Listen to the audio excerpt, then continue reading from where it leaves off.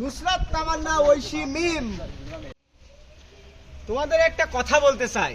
তোমাদের আর আমি আরামে থাকতে দিচ্ছি না, আমি চলে এসেছি। মামা তোর কিটা কল দিয়ে আছে? তোর ভাবি কল দিয়েছ রে, তুমি কথা আসছে, ফোনে তো টাকা নেই, কি করা যায়? তাহলে চল ফ্ল্যাক্সি দিয়ে আনি।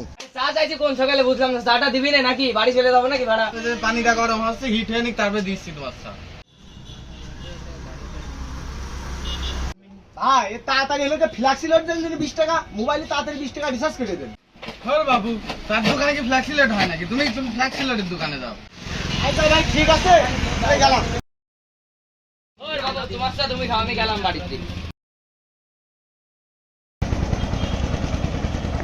এই, আমি কথা বলতে বলতে যাচ্ছিস, তোর চোখ নেই, তুই আবার বলছিস, তুই আবার গায়ে হাত দিচ্ছিস।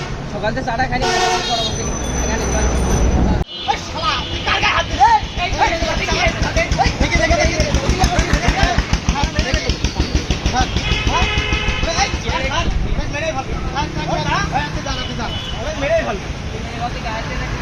সাহস থাকলে তুই কালকে মাঠে আয়।